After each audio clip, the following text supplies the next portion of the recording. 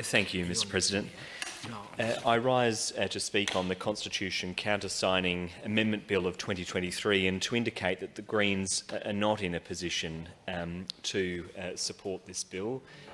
We have some significant concerns about the implication of this bill, and I do not consider that the government has yet made the case for this change.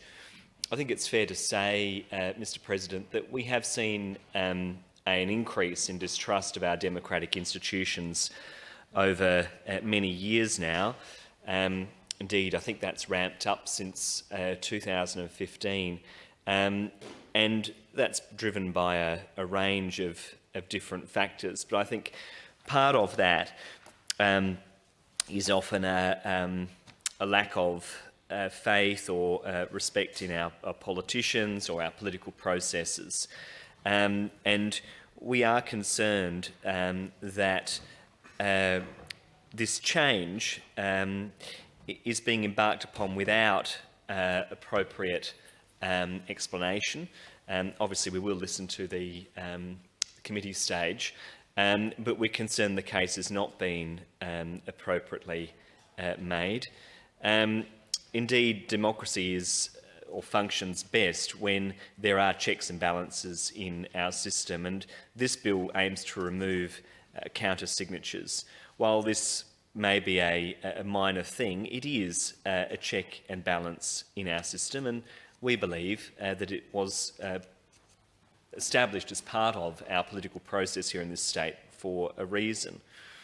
It's the current practice that when the Governor makes an order that is for the spending of public money or involving the revocation of an appointment, a Minister of the Crown is required to countersign the document.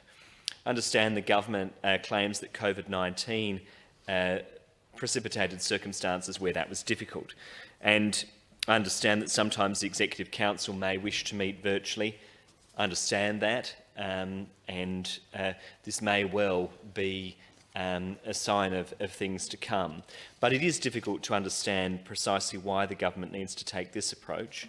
This bill removes the counter-signature requirement entirely, rather than simply finding another way to ensure that that check and balance is inserted into the system.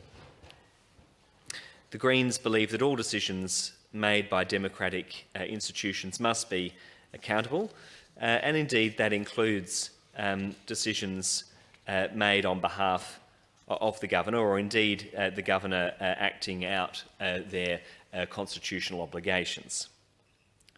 I understand, of course, that the Governor, it is our convention, simply acts upon the advice or recommendation of the Executive Council. However, it is important that there are these changes, that there is appropriate scrutiny of this process. You may say it's unlikely that this could lead to unintended consequences, but I refer you, Mr. President, to the rather bizarre events in Canberra, where we saw former Prime Minister Scott Morrison make himself the Minister for everything.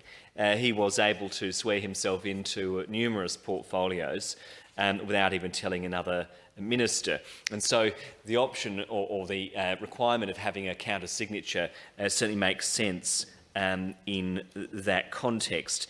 In forming the Greens' position on this bill, we sought the advice of the Law Society, as we often do on these matters. They did recognise, as we do in the Greens, the need for flexibility and the need to meet virtually. However, they did question the approach being taken by the government. In particular, and I'll quote from their correspondence to me, the Society queries the approach being taken in removing entirely the requirement that the Minister is to countersign such documents, rather than making the signing process more flexible and amenable to virtual meetings.